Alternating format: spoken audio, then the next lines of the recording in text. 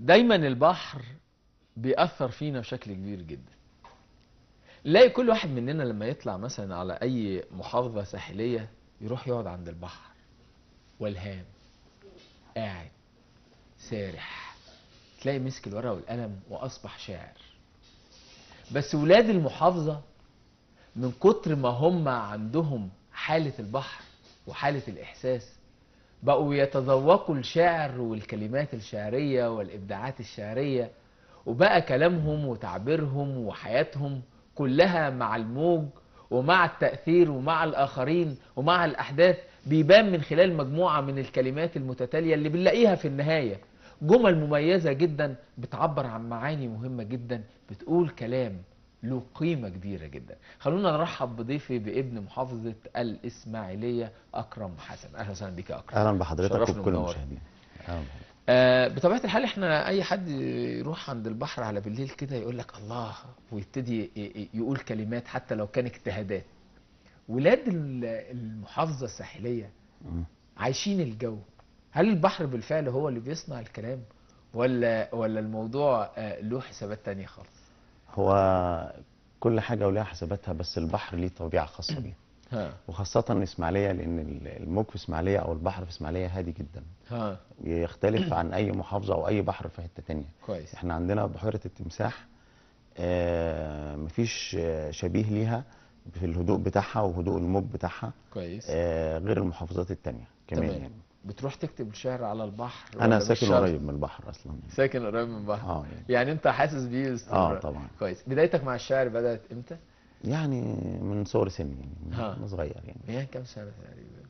يعني من حوالي 15 سنة نقول كده. كويس. كان عندك 15 سنة ولا من 15 من سنة؟ 15 سنة يعني. ها كويس. طيب يعني وانا في صغر سني كده كتبت شوية حاجات كده، فابتديت الاقي الموضوع كويس فاستمريت فيه. كويس. انت كتبت حاجات مم. فسمعت فقالوا لك حلو، ولا انت حسيت انك انت عندك حاجة فابتديت تشتغل على نفسك، ولا ايه اللي حصل بالظبط؟ والله انا يعني دخلت في بعض المسابقات كده فلقيتني بكسبها، فقلت اكمل في المجال. انا مسابقات كنت فين؟ يعني انا اخر حاجة واخدها جايزة ساقية الصاوي 2013 تمام. يعني الحمد لله، واخد جوتا 2007. تمام. معهد جوتا، جايزة معهد جوتا تمام. 2007، وشباب المبدعين 2007 تمام. يعني. بس يعني بعض الحاجات كده. كويس. اه بس انت هنا كنت بدأت بقالك كام سنة يعني؟ يعني كنت، لا بس هي دي الحاجات اللي علمت مع الواحد يعني ها برضه يعني. ان هي كانت دافع ليك. طبعا. حتى لو انت كان في البداية بتكتب. كويس. طب هتسمعنا ايه؟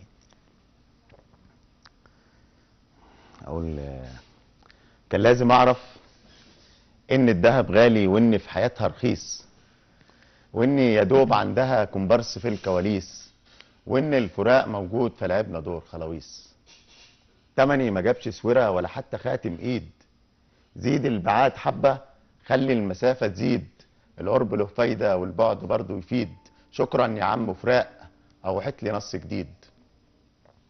الحب زاد في البعد والبعد زاد، ما اقدرش اقول اسمك هنا غير شهر زاد، وانا شهر مايو اللي عدى كنت بحلم بالميعاد، وانت اللي حطمت الفواصل والتاريخ قبل الميلاد، طلعت قلبي من المرج الجديدة للاحتراف، انت اللي علمت القصيدة وسن القلم ما بقاش يخاف. حبك خلاص عدى الطبيعة، عدى حدود المعجزات، وهتسمعي عن حبنا في الBBC زي سندريلا وسندباد. ياسمين انا مش هرجع تاني للغنى، صوت الكمان بيهز اوتار الوجع، ينزف رطب على الخد. زمان كان الميعاد الاتنين، معرفش انام لحد، رغم انت فيا بتوجعي، انا مش بقولك ترجعي، لكن تراعي الحد. الناي بيعزف للوجع وانت بتعزفي للناي، كل لما اشوفك ارتجف يتهز مج الشاي. منير ما غناش للوطن غير لما قال ازاي. نخل الهموم معرفش نجم يكتبه، النخل طارح ذل والهم متعلق مستني طرحه الجاي. الشعر ما كتبتوش غير لما عذبني، وانتي شجر اوجاع قلبه انعطش اوجاع، الجرح بيصيبني فكرت اسيب الحي والحاره علشانك، كل لما بمشي في حي اموت في ترحالك. جربت سهر الليل والنوم شروق الشمس، يمكن عذابي يقل، زاد العذاب بالعكس، كل لما بنسى يومين ارجع واقول ياسمين، حتى اليومين ما نسيتش. لكن بقول يمكن يكون، لكن بعد القريب يرحل، بس القريب مرجعش، جوه الوريد ساكن، ينشط ساعات ما اقدرش اسمع فؤاد فاكر ليالي زمان، فاكر ليالينا، تبقى انت والايام قاسيين كده علينا. ياسمين، المنتزه موجود والدكه موجوده وكل الحياه اتنين، والواد بتاع الورد بيقول لي فين ياسمين. بصيت انا في الارض حسيت خطوط العرض عماله بتجمع، وانا الوحيد الفرد عيونه بتدمع. طلعت مني حاجات ورميتها في الشارع، لكن حدود ياسمين لقيتني بتراجع. ياسمين، اجمل كلام الحب وياك السكوت، وعشان نعيش حاجات كتير لازم تموت. وان كنت حرف فانا الكتاب، وان كنت بحر فانا السحاب، وان كنت قادره ما ترجعيش ما تهدديش. كل الاغاني سمعتها، هو انت ايه ما بتسمعيش؟ ياسمين، انا معايا حدود اللعبه سر النرد، بحبك سيف ومحتاج لك في لمسه برد، بحبك توت وحلم بيوت وصوت كتكوت يصوصو الام ساعه البعد، بحبك فرحه زعلانه، بحبك صحراء عطشانه بتفرح لما تسمع رعد، بحبك ضي متعتم وفرحه طفل متيتم، وساعه مهما بتقدم تزين اليد، بحبك قهوه من الاحاسيس ووجه جديد بيضحك لسه في الكواليس، وواحده بعد 6 سنين قالوا لها جنين، وفرحه بنت في ال30 وجالها عريس. بحبك حب لسه ما جاش، بحبك عاصي يوم الحشر جنب النار وربك قال له يتزحزح ما يدخلهاش. بحبك نجمه وسط الليل وفرحه شعب المانيا بفوز 7 على البرازيل، سمكه وقعت من الصياد فرجعت تاني حضن النيل. بحبك طفل تاه في زحام وبعد ايام لمح امه، بحبك قد كل دموعه وفرحه وهي بتضمه. بحبك حب خلاني في عز البرد عراني، وسط الزحمه من غيرك بحس باني وحداني. بحبك حب بعد الموت طرح اشواق، فقولي الكل من حبه كفايه فراق. فقير فرحان بنص جنيه، واحد مديون بيطلع ليه، بحبك بدون ما اسال بحبك ليه. بحبك حب شكله جديد بيشبه فجر بيشقشق، وفرحة طفل متعلق بلبس العيد. بحبك بيت، بحبك صيت، بحبك حب خلاني اقول حبيت. جميل. بس قول لي حكايه المزيكا ان هي تبقى مصاحبه للشعر بقت موضه جديده ولا ايه الموضوع؟ ولا بقت شايفها ان هي مهمه على فكره انا جاي لك وانا صوتي تعبان خالص. لا، ما هو باين على صوتك، مفيش مشاكل. جدا باين عليك باين عليك. انا مش قادر. لا مفيش مشكله. بس انا قول لي حكايه المزيكا اللي معاك وانت بتقول شعرك يعني. مش شرط هو يعني الموسيقى بتدي الكلام مزيد من إحساس. الاحساس شجن. وبيوصل للانسان اكتر مم. عامه يعني. ف يعني من وسائل نجاح النص او القصيده عند الشاعر استخدام بعض الموسيقى، وبعدين انا مش بستخدمها في كل النصوص يعني. ها، في نوعيات معينه؟ يعني انهي نوعيات؟ في الطابع الرومانسي لازم يبقى فيه مصاحبه معاه موسيقى تحسسك. انهي آلة موسيقيه؟ والله انا زي انا شغال مع بند، ها. انا يعني بند بسيط كده يعني، ولسه بنبدا في الطريق يعني. كويس. ف يعني الجيتار والكمانجا من ده هنا الجيتار، انت آه جيتار آه وبيز جيتار. لو في صورة تانية كانت توضح العود مش باين. ماشي الحال. يعني في مجموعه آلات وتريه معاك. كويس. حتى تمام. انا كنت السمسميه مش معاك ليه؟ آه لا، السمسمية مع الشعر صعبة شوية قوي. شايفها صعبه جدا طبعا. ما من وجهة ينفعش نظري. حتى لا نوظفها؟ ما حاولتش. ما حاولتش، ما فكرش.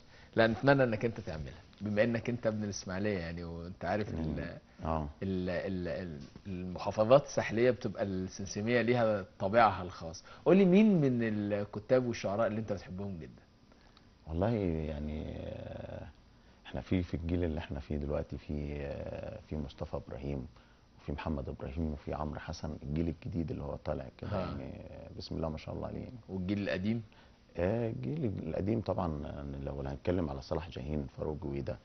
مين اللي انت بتعتبره هو ده القدوة، وهو ده لا هو المثل، وهو ده النموذج، هو ده اللي في كتب كل انا الألوان من وجهة نظرك؟ كشاعر عاميه مثلا، لما نيجي نتكلم ان بيرام التونسي ليه اول بصمه في طريقه كتابه شعر العاميه، وبعدين تلاقي في بعد منه صلاح جاهين ايجاب مدرسه تانية، وقد حداد ايجاب مدرسه من الثمانينات واحنا جايين كده، وتغيير شكل الكتابه.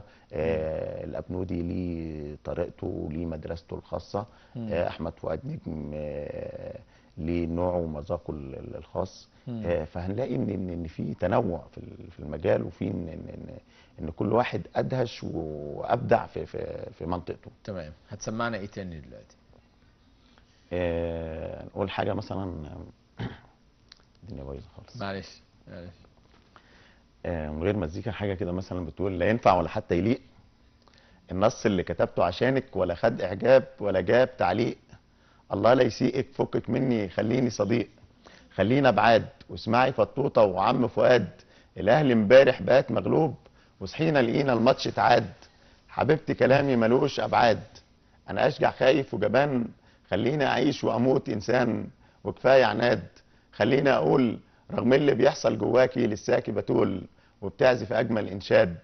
واعتبري كلامي حبه تهييس، انا اكرم حنواني شارع الاصلاح، والشبر في بلدي بيساوي 100,000 باريس. لا تقول لي شفيقه ومتولي ولا حتى فؤاده وعتريس، انا قصه حب الياسمين اجمل من قيس. وده اخر احصاء لتويتر واخر احصاء على الفيس. امبارح روميو بيحكي لي زعلان مع بنت اسمها جولييت، لمت مشاعرها في شنطتها وسابت له البيت. اديت له موبايلي ونصيحه، ان كنت جريح هي جريحه الصبر يا ريت. وانا راكب مره الاتوبيس، عبله قابلتني في رمسيس، اتخانقت مع عنتر فجاه عملت له ديليت. عنتر بيغير من شيبوب علشان كان جايب دبدوب وبيعرف يحكي الحواديت. زعقت العنتر والعبله: بصراحه حركاتكم هبله، بطلوا تلاكيك.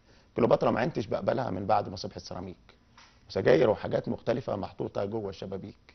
شيرين غنت حبيبي انا ليك، انا كل حاجه جوه مني بتناديك. ام كلثوم 1000 مره تغني ليا او عبد الحليم، بس بطلت الاغاني وقلت امشي في السليم. تتح قابلني مرتين، مره كان تايه في شبرا، ومره واقف في الحسين، وقال لي حاجه مش لطيفه، مهما كنا في النهايه هنبقى جيفه. رمسيس كلمني مره فايبر، ومره تانجو، ومره كان بيشد، وسالني مره في استشاره التاريخ افادنا ايه، وايه اخدنا من الحضاره. قلت خدنا خيبه وبخت مال وصحه بايظه، بس عال في النهايه النص هزلي، النص كذب او خيال. اكرم، شرفتني ونورتني. حابب تقول ايه في نهايه اللقاء؟ شعر ولا كلمه؟ اللي انت عايزه. عايز تقول رساله معينه اوكي، عايز تقول شعر مفيش مشاكل. حابب تقول ايه؟ طالما نقول رساله عشان صوته رايح، مش هقول شعر بقى عشان تمام. عاوز يبقى فيه اهتمام بجيل الشباب شويه يعني. تمام. طبعا في فتره المسابقات بتاع الادبيه والثقافيه ما عادتش زي الاول، ما عادتش. محتاج ان هي ترجع تاني. يعني وبتمنى ان الوضع الامني والبلد تبقى في حاله افضل من كده باذن الله يعني، والامور تستقر باذن الله ان شاء الله باذن الله. شرفتني ونورتني يا اكرم، وبتمنى لك التوفيق ابن محافظه الاسماعيليه. شكرا ليك. شبابنا ومشاهدينا في كل مكان، هنطلع فاصل، وبعد الفاصل مع حضراتكم ان شاء الله هنتواصل.